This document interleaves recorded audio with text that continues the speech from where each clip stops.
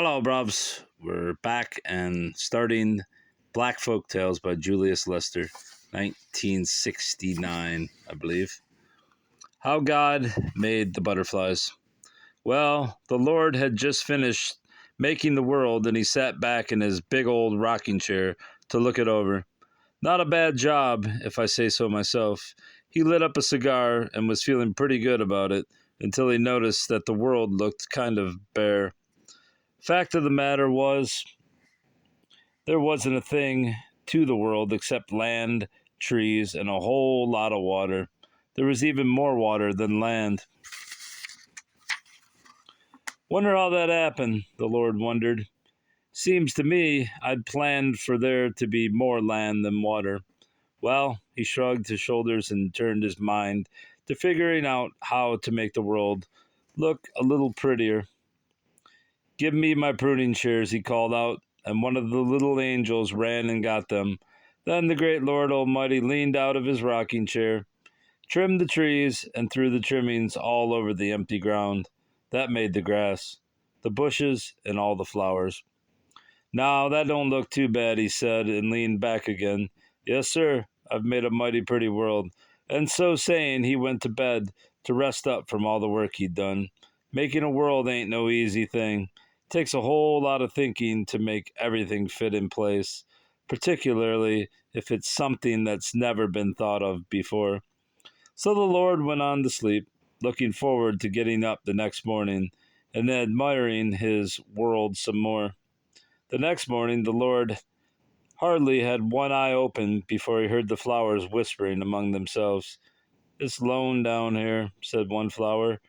We were put here to keep the ground company and make everything look pretty, but it sure is mighty lonely.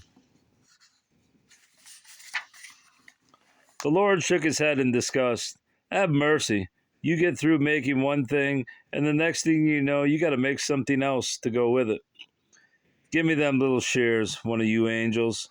An angel brought the Lord the Tinichi pair of shears, and he bent over to the earth and started snipping little pieces off of everything. The sky, the ground, the trees, the animals, the bushes, the flowers, everything and anything he laid his shears on got snipped.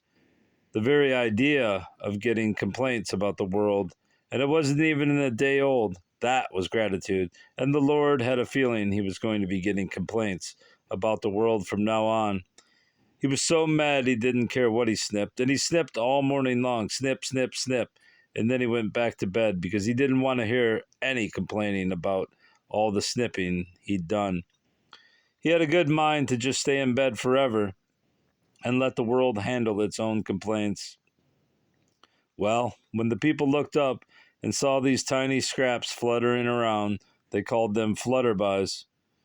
There were yellow flutterbys, those were the ones that had been snipped off the sun, and there were blue flutterbys, they had been snipped off the sky, and there were white flutterbys, they'd been snipped off the stars. Every colored flutterby you could think of was fluttering around. There were flutterbys fluttering around that people didn't even have names for to describe their color. These flutterbys got over to our part of the world, and well, you know how it is with us. We always got to have our way of saving something or saying something. The brother in black is going to say the thing his way or die trying. So when he looked up and saw these things come floating by, we heard some white folks call them flutterbys, and we fell out laughing. Flutterbys. White folks put their tongues through all kinds of contortions trying to talk. Flutterbys. Now, who could say that? So we turned that thing around and called them butterflies. That sounded a whole lot better. It was easy on the tongue and easy on the air, and that's what words were supposed to be. But white folks are something else. They never will let us have nothing of our own. If they think we having more fun at something than they are, before God gets the news, here they come wanting to get in on it. And not only that, you share it with them, and before the sun go down that night, they going around talking about it's theirs. So white folks started calling them butterflies too, and went and stuck it in their dictionary, wanting people to believe that they'd had enough sense to think of a word that pretty. Anyway, that's how the Lord made butterflies, and why you always see butterflies flying around flowers. They were made to keep the flowers company. Okay, then. That wasn't very enlightening or entertaining, but that's our lot. Bye, bro. Goodbye.